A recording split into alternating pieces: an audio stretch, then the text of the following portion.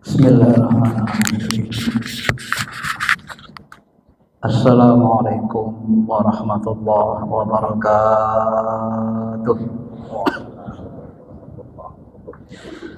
Alhamdulillah wa syukrulillah. Asyhadu an la ilaha illallah wahdah la syarika lah. Wa asyhadu anna Muhammadan abduhu wa rasuluhu alladzi la nabiyya ba'dah. Allahumma shalli ala habibina syafi'ina wa maulana Muhammadin wa ala alihi wa sahbihi ajma'in. Bapak Ibu yang dirahmati Allah, pada pertemuan yang lalu kita sudah membahas tentang perbedaan doktrin atau pemahaman Salafi dan Aswaja. Perbedaan ini kita pahami saja tanpa harus berdebat, tanpa harus bertengkar, apalagi sampai berkelahi. Sebagaimana kita sampaikan sebelumnya, yang diinginkan Nabi dalam agama ini adalah memahami agama dan mengamalkannya. Jadi kalau kita membaca Quran saja, Iqra'ul Quran ma'talafat alaihi qulubukum. Kata Nabi kan, bacalah Quran selama hati kalian masih bersatu. Fa idza ikhtalaftum, kalau hati kalian berbeda, ikhtilaf, berbeda memahaminya, berselisih, maka tinggalkan membacanya. Berdiri darinya maksudnya tinggalkan. Tidak usah lagi dibahas. Itu artinya sebenarnya Nabi SAW tidak suka kalau agama ini doktrin-doktrinnya diperdebatkan, terkhusus terutama oleh orang-orang yang awam, yang tidak ahli dalam bidang itu. Karena itulah di dalam doktrin ajaran Islam tidak ada istilah ikhtilaful juhala, perbedaan pendapat orang-orang bodoh. Yang ada itu adalah ikhtilaful ulama, beda pendapat para ulama. Artinya yang berbeda pendapat itu ulama yang membahas masalah-masalah agama ini, bukan orang-orang yang tidak ahli. Kalau dilibatkan nanti umat yang tidak ahli dalam bidangnya, sangat dikhawatirkan terjadi debat tidak sehat, pertengkaran, perkelahian, dan akhirnya menjadi nanti kebencian, perpecahan. Ujung-ujungnya nanti terjadi pertumpahan darah. Itulah yang sangat tidak diinginkan Allah dan Rasulnya. Maka wajar Nabi itu sangat marah ketika melihat orang yang berdebat tentang agama kan. Ini juga sudah kita jelaskan. Sangat marah sampai wajah mereka, wajah Nabi itu seperti buah rumman minal ghadab, saking marahnya. Kenapa? Karena melihat sahabat debat masalah takdir. Sampai Nabi mengatakan bihadza umiratum bihadza khuliqtum, dalam hadis lain abihadza urunsilu ilaikum. Sahabat, kenapa kalian debat agama? Apa kalian pikir aku diutus supaya kalian debat gini, supaya kalian tengkar? Emang aku bawa Quran, bawa hadis supaya umat ini berkelahi pecah belah? Kan tidak begitu. Al-Quran turun, hadis sunnah turun untuk apa? Fa asbahtum bi nikmatihi ikhwana, membuat manusia hidup bersaudara, ya, sehingga kita merasakan nikmatnya hidup bersaudara. Itu sebenarnya. Adapun berkelahi, saling benci, saling debat, itu sebenarnya Bapak Ibu adalah tugas utama setan. Ayyuki abainakum, meletakkan atau membuat di dalam hati kamu adawah wal baghdha, saling bermusuhan, saling marah-marahan, ya. Maka marah itu disebut nanti dari setan, kecuali memang kita marah tidak suka karena Allah, karena agamanya dihina. Kalau berbeda pendapat itu sangat biasa dan tidak bisa dihindari. Kalau ada orang yang tidak siap berbeda pendapat, mau menghilangkan beda pendapat, itu sebenarnya dia bukan orang alim. Ya, menghilangkan perbedaan pendapat itu harus dengan keputusan pemerintah, keputusan hakim, baru bisa. Kalau tidak diputuskan hakim pemerintah, perbedaan itu tidak bisa dihilangkan. Ya, sampai kiamat pun tidak bisa berbeda. Bapak membaca kitab tafsir saja, wa'tasimu bihablillahi jami'a, berpegang teguhlah kamu kepada tali agama Allah. Apa yang dimaksud hablillah? Ulama beda. Imam Ali mengatakan hablillah itu Al-Quran. Sebagian ulama sahabat mengatakan hablillah itu dinul Islam. Ya, yang begitu. Tidak bisa dihindari perbedaan itu. Dalam menafsirkan ayat pun berbeda. Nah, maka di sini kita memahami kenapa Salafi ini berbeda secara umum dengan Aswaja dalam memahami sunnah. Yang pertama kemarin beda definisi. Ya, sedikit-sedikit kita ulang lalu kita lanjutkan. Ya, karena definisi yang dipakai Salafi ini lebih cenderung mengarah kepada definisi akidah. Ya, sunnah itu ditarik ke ilmu akidah. Kecenderungannya begitu.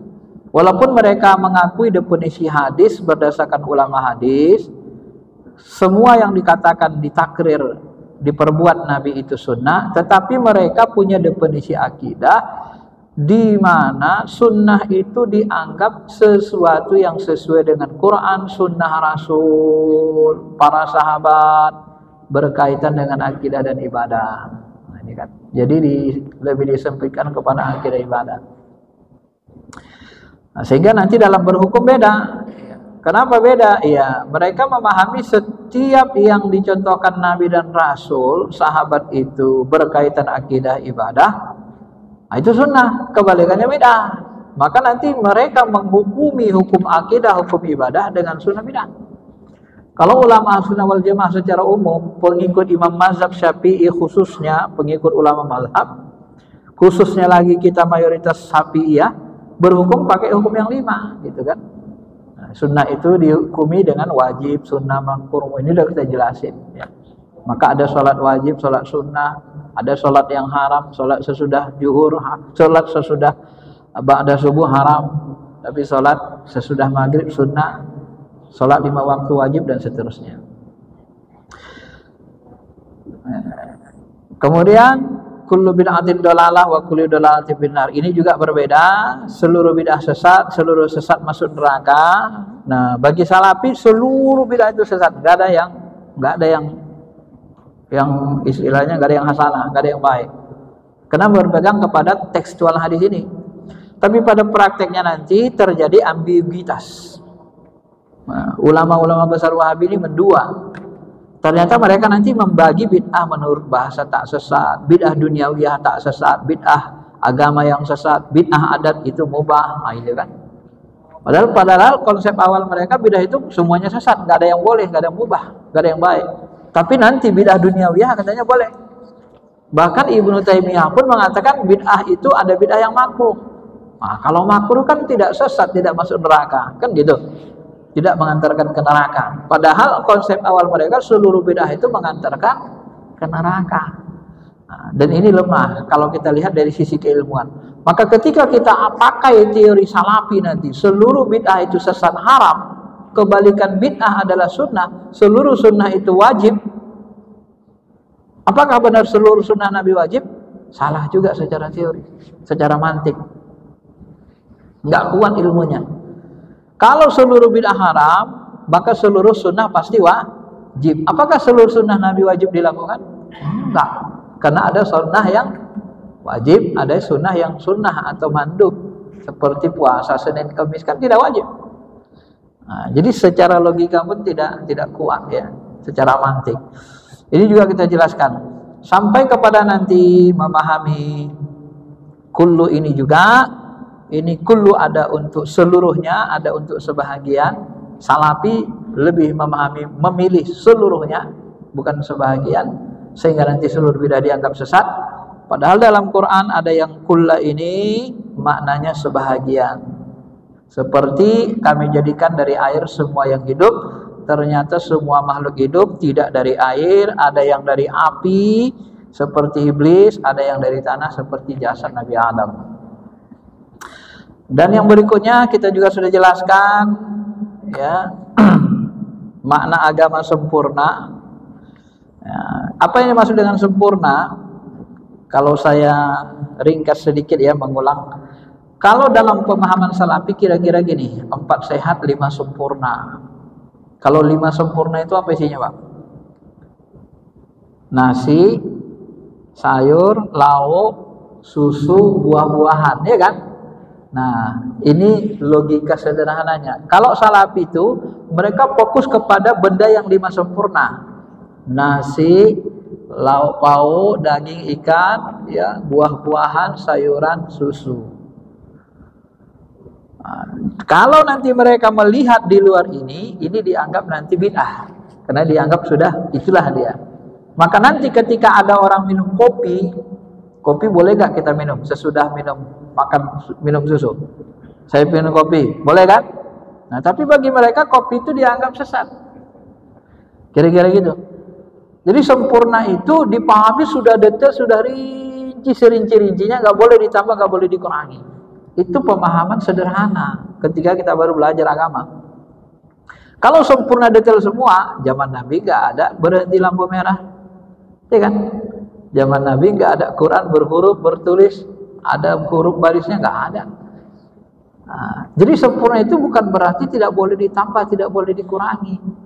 Dalam puru-puru bahagian-bahagian ranting bahasanya itu perlu penambahan. Itulah perlunya ada ijtihad. Yang nggak boleh ditambah dikurangi itu yang pokok-pokoknya. Jadi yang sempurna kata Wahab Juhel itu meliputi pokok-pokok ajaran Islam, meliputi seluruh bidang. Ada akidah, ibadah, muamalat, muasyarat, dusturiyat, undang-undang, sistem tata negara, ya, ada piagam Madinah, ada nilai-nilai umumnya, ada muamalatnya, ada pernikahannya. Ini yang dimaksud dengan sempurna. Bukan seluruhnya detail. Sehingga saya tambah bukan begitu. Ya. Sampai Wahab Juheli dalam tafsirnya berlogika begini. Menurut Bapak Ibu, syariat yang diturunkan kepada Nabi Nuh, ya, Taurat, Zabur, Injil, Al-Quran. Taurat, Zabur, Injil. Ibrahim juga ada suhufnya. Sempurna enggak kitab Taurat, Zabur, Injil? Sempurna enggak syariat yang Allah turunkan kepada Nabi sebelumnya? Nah, sebahagian orang awam memahami syariat sebelumnya tidak sempurna. Wahab Juhel bilang, oh, jangan bilang ada syariat Allah tak sempurna. Mana ada syariat Allah yang tak sempurna, Pak? Semua syariat Allah itu sempurna. Baik yang diturunkan kepada Nabi Nuh, diturunkan kepada Nabi Daud, Taurat, Zabur, ya, Injil kepada Nabi Musa, Taurat, Zabur kepada Nabi Daud. Itu sempurna semua. Hanya saja itu berlaku lokal, itu saja. Nah, apakah syariat itu terjadi perubahan lagi? Terjadi.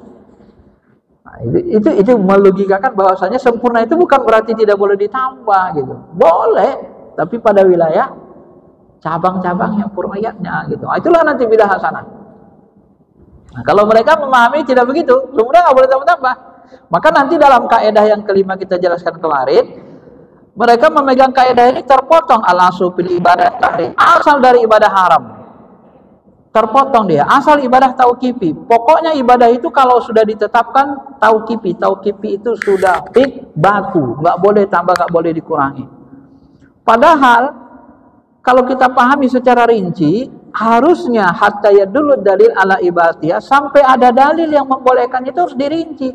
Sebab apa? Sebab ibadah mado ini, Pak, bahagian-bahagian yang tauqifi yang tidak boleh dirobah-robah itu adalah bahagian-bahagian pokok, bahagian wajib. Contoh, ketika kita sholat, mana yang tak boleh dirobah? Al-Fatihah kan? Setelah Fatihah, boleh nggak kita baca Al-Baqarah? Boleh. Baca An-Nas? Boleh. Baca Qul Huwallahu Ahad, Al-Ikhlas? Boleh. Boleh kan dirobah-robah? Ini tidak dirinci oleh ulama-ulama salafi. Sehingga menyebabkan kesalahpahaman kepada wilayah awamnya nanti, pengikutnya. Pokoknya ibadah mado itu kalau pik sudah tauqifi, nggak boleh dirubah-rubah, nggak boleh tambah-tambah. Tauqifi dalam bentuk tempatnya tauqifi katanya, benar. Tapi tempat wajib yang tauqifi. Kalau tempat ibadah yang tak wajib tidak tauqifi. Nah, itu yang sebut-sebut kemarin. Kalau kita haji di Mekah, tauqifi, nggak boleh kita haji di Monas, sesat. Ya, tempat haji itu makan Mekah Madinah. Wukuf di Arafah, nggak boleh kita wukuf di Madinah, di Masjid Nabawi, sesat. Tapi kalau sholat, boleh nggak kita sholat di masjid ini? Boleh, nggak mesti sholat di Masjid Nabawi seperti Nabi. Kenapa? Karena tempat Masjid Nabawi itu bukan tempat wajib sholat gitu loh.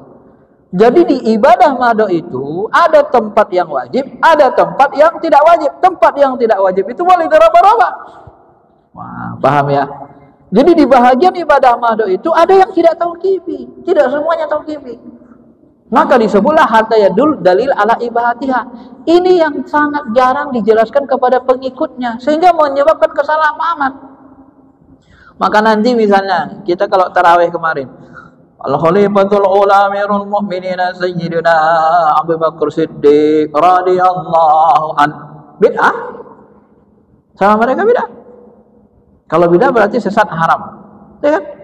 Bayangkan yang kita sebut itu khalifah pertama Abu Bakar, khalifah kedua Umar. Gara-gara nyebut itu masuk neraka kita. Berdosa. Padahal kita nyebutnya di luar sholat untuk mengisi kekosongan. Maka saya kadang-kadang, Pak, ini mohon maaf juga ya, saya kadang-kadang begini ketika dialog dengan sahabat-sahabat Salafi. Gini deh, saya mau ngikut sunnah Nabi 24 jam cara ibadah Nabi. Ya, coba ajari saya. Saya sholat subuh jemaah, sesudah tahajud nanti saya subuh jemaah, dia bilang. Sunnah Nabi. Setelah subuh apa kerja saya? Baca zikir maksurat. Saya zikir maksurat setengah jam, 45 menit selesai semua. Setelah itu apa yang saya lakukan? Apa yang saya mau contoh dari Nabi? Salat isyraq, salat isyraq 2 rakaat. Setelah itu salat duha. Saya salat duha 12 rakaat maksimal. Setengah jam selesai. Berarti jam 8 apa kerja saya? Jam 9 apa? Saya mau ibadah apa jam 8? Apa yang mau saya contoh dari Nabi? Jam 9 saya mau ibadah apa?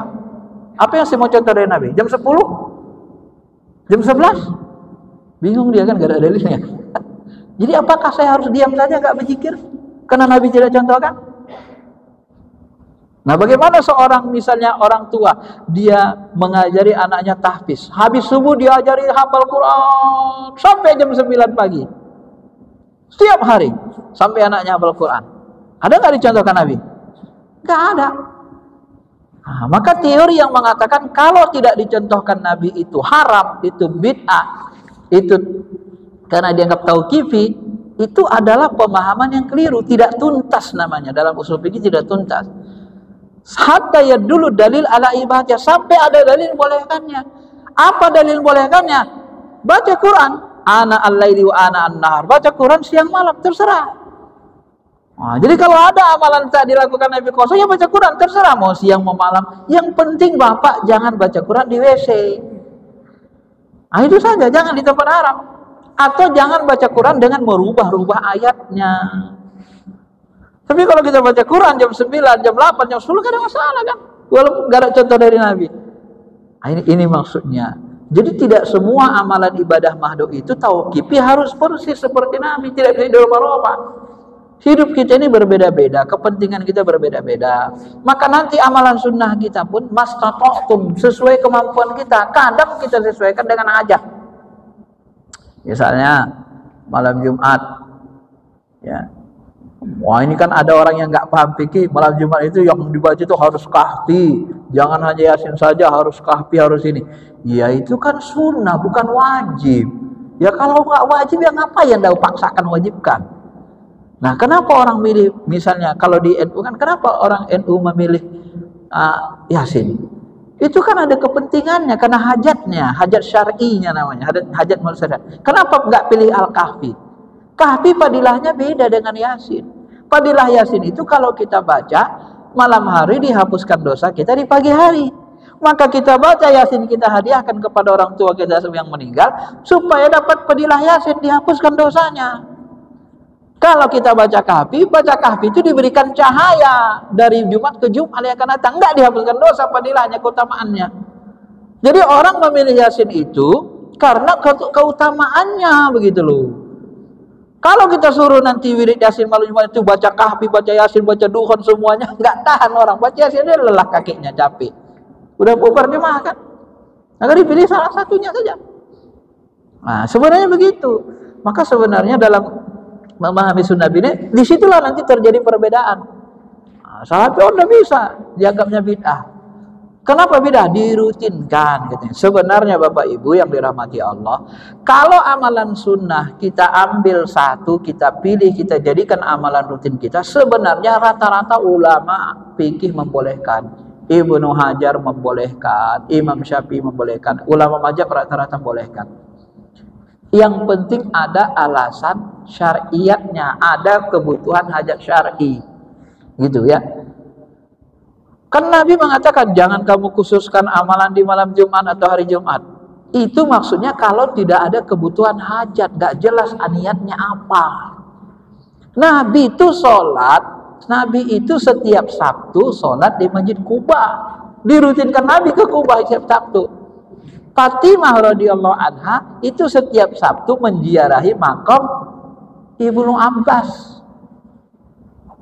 Bahkan Salafi Wahabi, saudara-saudari Salafi, mereka setiap Ahad nanti mengajarkan daurah. Kenapa dipilih hari Ahad? Itu hari Ahad kan hari orang Nasrani apa? Gereja kan? Kok dipilih hari Ahad? Tasyabuh juga kan? Kenapa boleh? Karena itu bukan amalan wajib yang tidak boleh berubah waktunya. Kalau amalan yang tidak wajib, amalan sunnah, kita boleh milih waktunya gitu. Ya. Kayak gini nih, kenapa kajian habis zuhur? Kenapa ke habis subuh aja? Habis subuh nggak ada orang kan? Habis asar kenapa nggak habis asar pilihnya? Capek mau pulang kerja, ya kan? Boleh nggak kita pilih habis zuhur? Ya boleh. Kenapa? Karena dia tidak ada waktu wajibnya, tidak tahu kifi dia. Jadi ibadah madu itu tidak seluruhnya tahu kifi, sebenarnya begitu. Maka kaidah awal ini sebenarnya ala pilih ibadah tahrib ini hatta yadud dalil. Maka ada ujungnya sampai ada dalil yang membolehkannya. Jadi harus kita jelaskan sebenarnya sampai ada dalil yang membolehkannya itu supaya umat Islam tidak salah paham. Ya. Jangan dipotong dia asal ibadah tauqifi, pokoknya tauqifi, asal beda sesat. Maka nanti mereka lupa lagi kaidah sunnah tarkiyah. Apa kaidah sunnah tarkiyah itu? Tidak semua yang ditinggalkan Nabi itu sesat walaupun ibadah mahdoh. Nah, itulah yang saya jelaskan kemarin. Banyak yang ditinggalkan Nabi ibadah mahdoh tapi nggak sesat. Ya, nggak sesat, Pak. Contohnya apa? Nabi meninggalkan merenovasi Ka'bah, tak sesat merenovasi Ka'bah. Kenapa? Karena alasan Nabi meninggalkannya takut jadi fitnah. Nabi meninggalkan sholat sunnah tarawih 20 rakaat setiap malam. Kan tak dicontohkan Nabi, tidak sesat. Kenapa tidak sesat? Karena ada korinahnya. Kenapa Nabi meninggalkan? Nabi meninggalkannya takut diwajibkan. Bukan nggak boleh, karena takut diwajibkan aja. Maka dilihat indikasinya, tunjukkan dalil itu gitu. Jangan asal tak dicontohkan sesat. Bukan begitu memahami kaidah usul fikih tadi.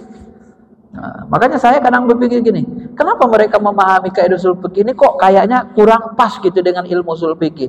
Bisa jadi karena kebanyakan mereka jurusannya jurusan akidah dengan jurusan hadis. Jadi kaidah usul fikih ini tidak dikuasai secara rinci. Ketika dijelaskan kepada umat terjadi perbedaan tadi. Nah, dengan pemahaman ulama usul fikih.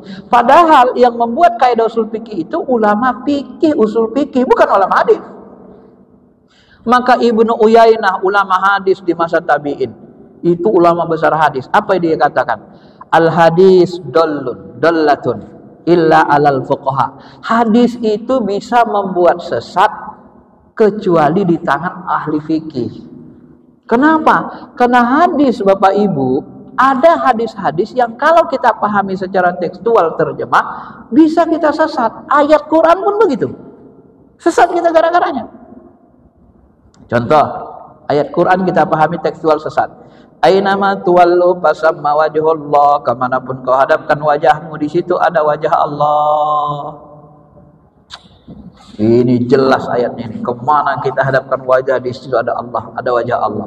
Kalau begitu, sholat itu nggak perlu ngadap ke kiblat. Wong kemana-mana ada wajah Allah, kok timur, barat, semua sama saja. Sesat nggak? Sesat kan? Sesat. Menghadap kiblat itu wajib dalam fikih berdasarkan hadis. Kenapa wajib?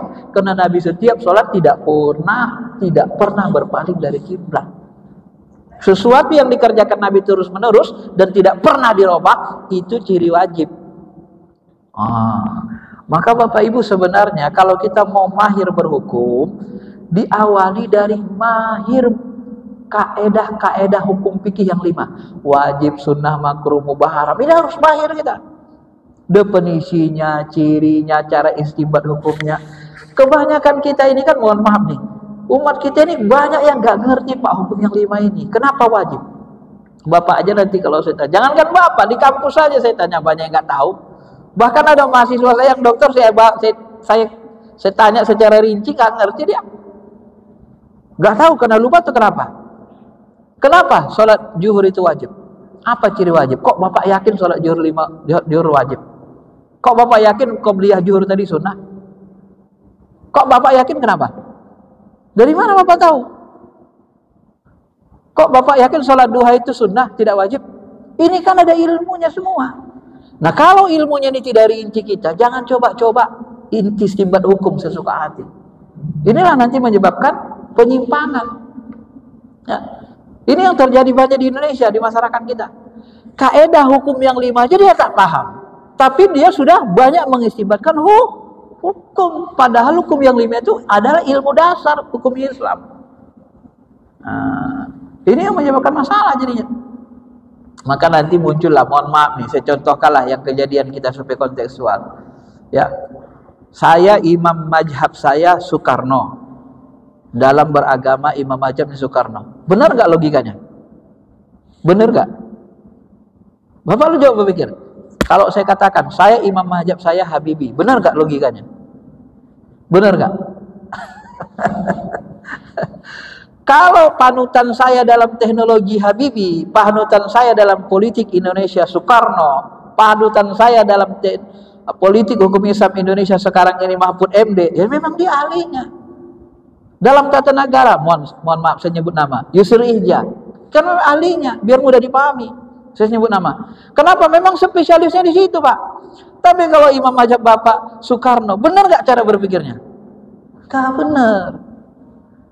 Gak mungkin Bapak nanti berobat menambil ilmu Soekarno tentang apa? Tentang dokter mata, retina mata. Ambil ilmu Soekarno. Benar gak? Ya benar. Dokter mana ada merujuk Soekarno? Mana ada? Kenapa? Bukan ahlinya. Mana ada imam mazhab itu dibuat imam politik? Gak benar. Ini cara berpikir yang salah. Ketika cara berpikirnya salah, otomatis hasilnya nanti salah. Nah, begitulah. Perempuan khutbah Jumat, khatib. Ya. Masa perempuan gak boleh khatib, gak boleh di depan? Perempuan dianggap najis. Loh, memahami istilah najis saja gak paham dia. Kenapa? Kalau perempuan najis, perempuan nggak boleh Pak masuk masjid, benar? Ya najis nggak boleh di masjid, benar? Kenapa boleh nggak boleh ke masjid? Nah, itu kan tanda tidak najis. Kenapa mereka tidak boleh ke depan bercampur baur dengan laki-laki? Itu kan supaya jangan terjadi fitnah. Bapak kalau kiri kanan perempuan cewek cakep lagi sholat gimana rasanya? Hah? Kalau nggak hatinya, maka dibuat sutra. Ya kalau mau di depan seperti Istiqlal nggak apa-apa, ini belah dua. Mereka depan di sana, tapi ini sutra, ini laki-laki. Istiqlal kan gitu, depan perempuan depan semua. Ini depan laki-laki. Ini nggak apa-apa.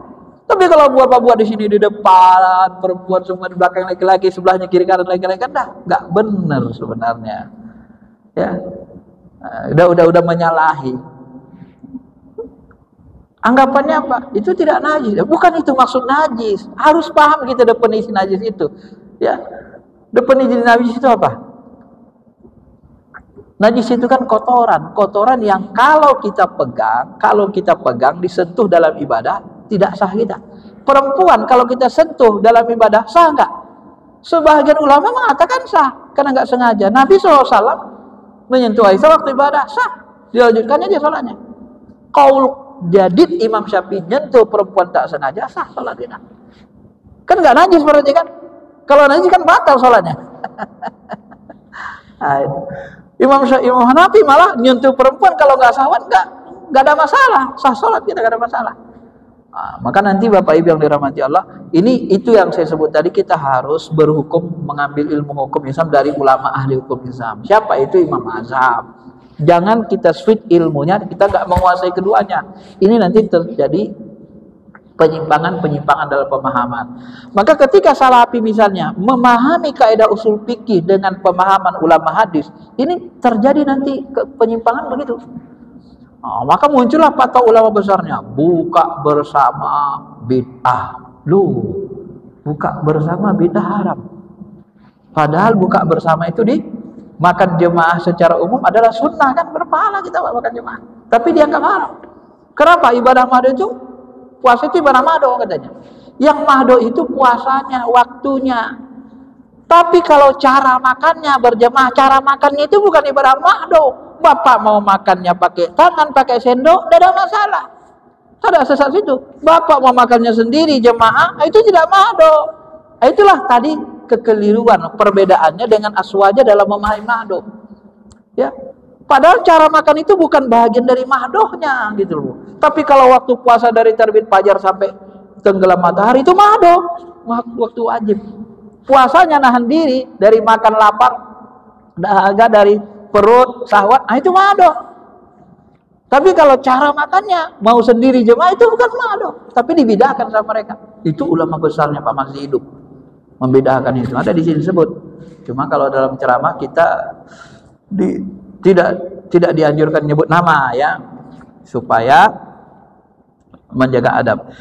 Kemudian kaidah hukum ini lagi, coba nanti Bapak lihatlah dalam kehidupan sehari-hari. Ini juga kaidah yang paling jarang mereka jelaskan kepada umat Islam, jarang dibahas. Al-ahkam yataghayyaru bitaghayyir azmina wal amkina wal ahwal wal ada wan niyat. Ini kaidah juga dipakai Ibnu Qayyim dalam I'lamul Muwaqqi'in. Hukum Islam itu bisa berubah karena berubahnya zaman, waktu, tempat, makan, ahwal, keadaan, adat, niat. Bisa berubah karena dimahal. Dalam ceramah-ceramah agama, ini perubahan hukum nyaris tak pernah mereka sampaikan, Pak. Disitulah kadang kita menduga ya, berarti orang ini nggak mahir dalam ilmu hukum Islam. Kenapa? Kaidah ini tak pernah disebut. Nah, ini bisa jadi ukuran sebenarnya. Kalau orang ahli dia detail ilmunya syariah, ilmu kaidahnya pasti ini tahu dia. Hukum berubah karena berubahnya tempat, keadaan, dan seterusnya. 5. Kita contohkan, baca Fatihah waktu sholat, apa hukumnya? Wajib. Di luar sholat, ya, sunnah dapat pahala. Di WC, haram. Sama yang dibaca, sama. Hukumnya kok bisa beda? Karena berubah tempat, keadaan. Imam Malik membagi hukum nikah 5. Nikah, orang yang kalau lihat cewek gemetaran, uangnya banyak, tapi lihat cewek gemetaran, wah, takut sekali, khawatirkan zina, pingin apa terus dia, nggak kuat syahwatnya, wajib nikah. Ya. Seorang remaja nggak punya duit untuk makannya diri saja, rokoknya aja nggak ada, mau nikah dia sama orang, makruh, nanggung dirinya aja nggak bisa. Sebagian malah mengharamkan, suruh sampai cukup dulu. Seorang mau nikah, kamu kenapa mau nikah anak Pak RT? Iya, aku mau balas dendam, aku mau nyiksa anaknya. Dulu Pak RT yang menyebabkan orang tua saya meninggal. Ya, maka anaknya mau ku nikahi, mau ku siksa. Nikah niat menyiksa anak orang. Apa hukumnya? Haram. Jadi nikah itu bisa wajib, bisa makruh, bisa haram, bisa mubah. Kenapa? Karena berubah keadaan. Nah, itu kalau ahli hukum begitu, Pak. Ya. Jadi itu bisa bermain di awal itu keadaan. Memang kalau sudah ahli memang gitu. Nah, ini nggak pernah kan dibahas ulama-ulama Salafi kan? Coba Pak dengar di YouTube. Kaidah ini nggak pernah. Ibadah mahdo pun begitu, bisa berubah. Itu wajib. Haji apa hukumnya? Kalau mampu. Mampu kaya data wajib. Haji yang kedua, bapak mampu, sunnah. Mana wajib lagi? Berubah kan? Bagi yang nggak mampu, nggak wajib. Itu ibadah mahdo loh, wajib haji. Berubah nggak hukumnya? Berubah. Maka ibadah mahdo itu bukan nggak bisa berubah hukum, bisa berubah-ubah itu, Pak. Nah, itulah kemahiran ulama fikih usul fikih dalam berhukum. Ya, itu tidak sembarangan kita dalam berhukum. Harus ngerti ilmunya secara detail. Ya. Apalagi puasa bagi yang sanggup wajib. Kalau sudah tua nggak sanggup, nggak wajib.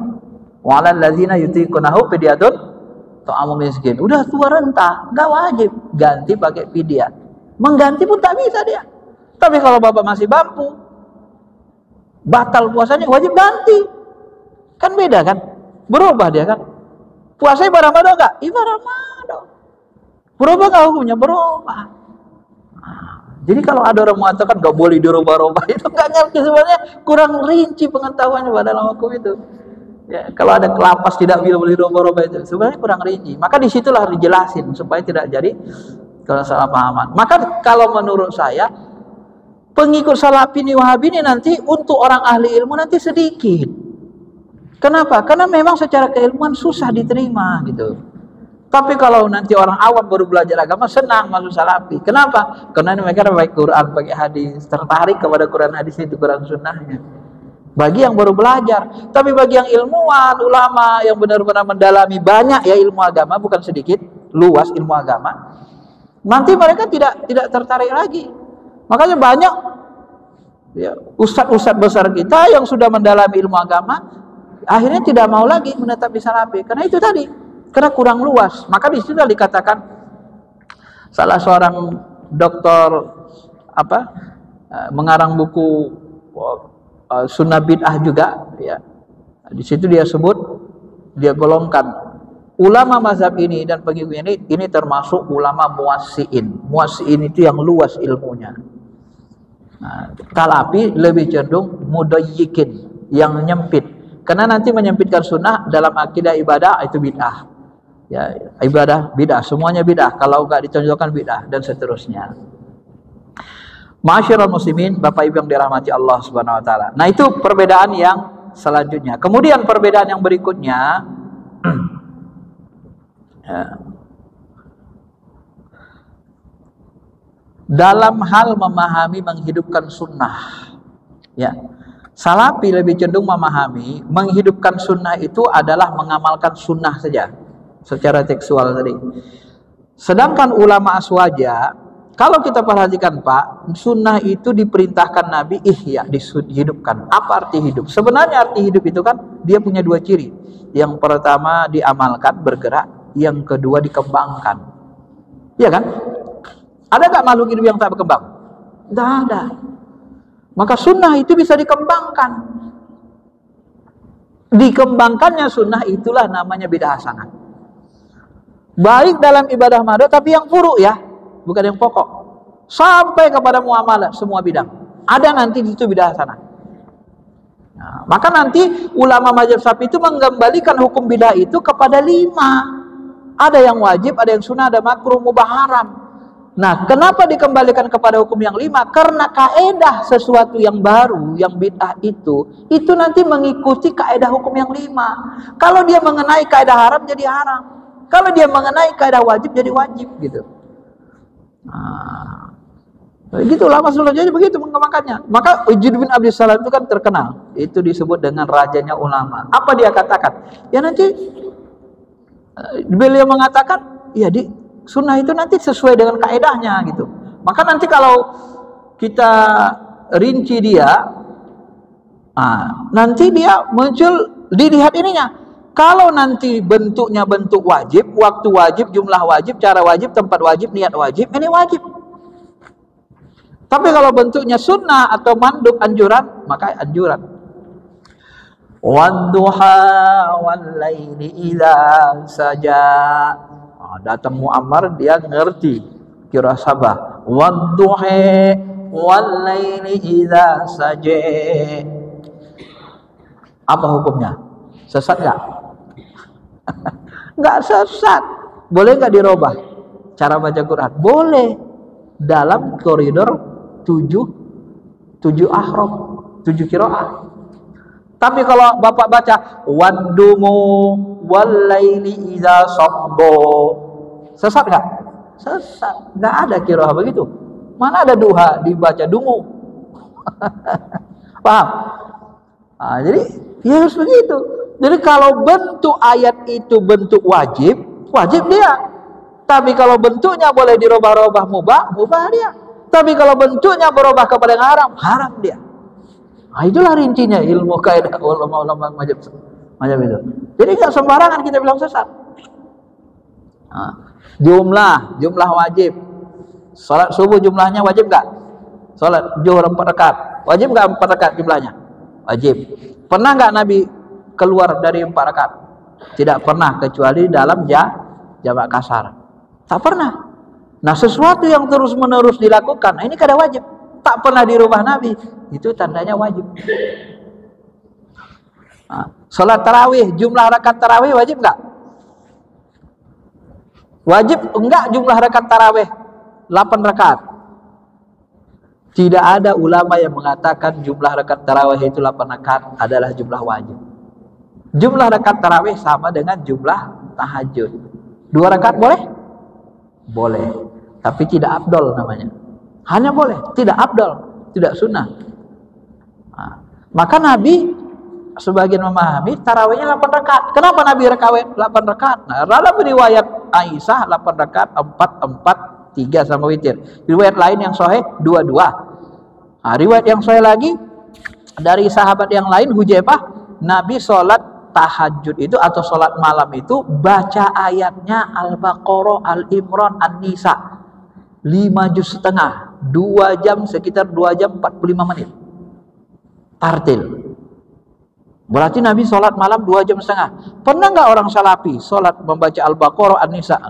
Niur Nabi, nyontoh Nabi persis? Nggak pernah. Mereka aja nggak nyontoh Nabi secara, nggak pernah kan? Kenapa? Karena menganggap itu tidak wajib kan? Nah, makanya Umar berani dia buat rakaat tarawih 20 rakaat. Kenapa? Karena ayatnya dipendekkan. Kita pahami ayatnya lebih pendek dari Nabi. Tetapi jamnya ya sekitar 2 jam lebih juga. Mendekati jam Nabi. Cuma dipendekkan ayatnya. Kenapa? Karena jumlah rakaat tarawih tidak wajib. Dan Imam Malik, Bapak tahu Imam Malik? Kenal? Kenal nggak sama Imam Malik? Jumpa di mana? Imam Malik itu imam Masjid Nabawi. Bukan sekarang, di masa tabi'in. Lahirnya 90 Hijriah, belum nyampe 100 tahun Nabi Hijrah. Berarti kan masih dekat kan? Berarti kan masih kemungkinan jumpa sahabat kan? Nah, dia sholat tarawih berapa rakaat? Sholat tarawih 39 rakaat dalam kitab Al-Mudawwamah. Riwayat lain 43. Kenapa dia berani 39 rakaat? Karena mereka paham jumlah rakaat tarawih itu bukan jumlah wajib. Makanya Umar bin Khattab mengatakan hadhihi nikmatul bid'ah, ini sebaik-baik nikmat bid'ah, karena dia yakin ini bukan jumlah wajib. Boleh dirubah-rubah, dianggap bid'ah, perubahan itu enggak masalah, tapi bid'ah hasanah. Tapi kalau salafi memahami kalau yang melakukannya khulafaur rasyidin itu tidak bid'ah. Karena sunnah itu sesuai dengan perbuatan Nabi dan sahabat. Sahabat itu lebih paham apa Nabi. Ulama fikih nggak begitu. Tidak ada kekhususan bahwa kalau yang melakukan sahabat tidak sesat. Kalau ulama tabi'in jadi sesat. Mana bisa begitu? Kalau ulama mazhab melakukan sesat. Kalau ulama sahabat melakukan tak sesat. Mana ada kaidah agama begitu? Ya kan? Nah, kalau di Indonesia misalnya, kalau dia pejabat, misalnya mencuri nggak ditangkap, tapi kalau maling ayam ditangkap. Ada hukum Indonesia begitu? Nggak ada. Tetap berdosa kan? Semua orang berdosa, sama di depan hukum. Nah, dalam Islam bukan gitu. Khulafaur rasyidin itu sama dalam hukum, tidak ada bedanya. Yang beda nanti Nabi ada khususiyatnya. Kalau sahabat sama kita sampai sekarang itu sama semua. Tidak ada kekhususan dalam syariat.